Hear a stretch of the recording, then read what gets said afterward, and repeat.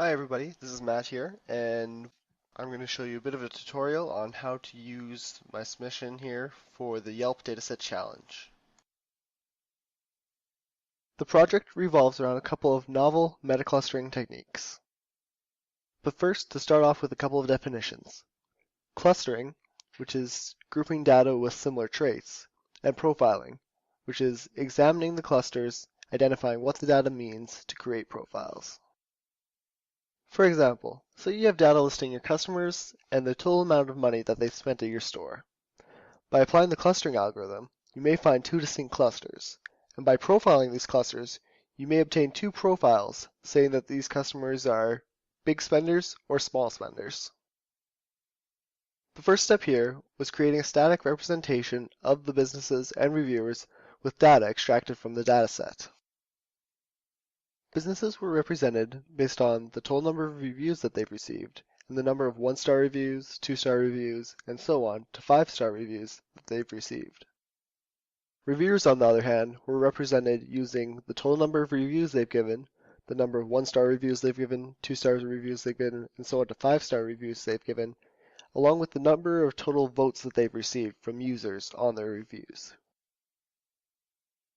Using these static representations to fully describe the reviewers and the businesses, clustering algorithms were applied to both the businesses and the reviewers. After clustering, 14 clusters were identified, 7 for businesses and 7 for reviewers. This is where the novel meta-clustering step comes in. For each business, their reviewers were analyzed, and the number of their reviewers that belonged to each reviewer cluster were counted. Those 7 sums were then used as variables that make up the dynamic representation for the business. On the reviewer side, the businesses that they reviewed were analyzed, and the total number of businesses that belonged to each business cluster were summed. And the same as on the business side, those 7 sums were used as variables in the dynamic representation of the reviewer. Then, by combining the static and dynamic portions of the representations for both the businesses and the reviewers, the clustering algorithms were applied once more.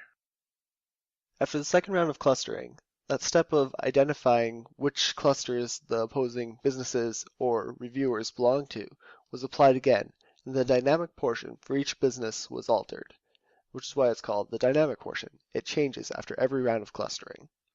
And then the clustering was repeated over and over again. This process of clustering and reapplying the dynamic portion of the representation was repeated until there was little to no change between iterations. The 14 clusters left in the end were then profiled to give us these 14 profiles. By clustering the businesses and reviewers in this fashion, we now have much more information contained within each profile. Along with the title and summary, the top 3 reviewer profiles that make up the business profile are listed. As well, on the reviewer side, the reverse is true. And so the real question is, what can users do with this information? I want to find a good place to go, but I want to make sure the reviews I read are from fair and balanced reviewers. Great. So to do that, we may want to try looking at the profile called Well Rated by Balanced Reviewers. These businesses have a large number of reviews, which are mostly 4 and 5 stars, with some 3-star reviews. And you can see here that the most common reviewers are infrequent and balanced, prolific and balanced, and somewhat prolific and balanced reviewers. And by clicking over here, we can see the statistics that support that. By clicking on the View Businesses button, we can see all the businesses that fit this profile. Here, we can view the many pages of businesses that fit this profile, as well as sorting them by most reviews, most check-ins, and highest rating. From here, you can view the details of any business that interests you, such as their profile information and their reviews. As well as being able to sort the reviews, you can also filter them based on the profile of the reviewer who gave the review.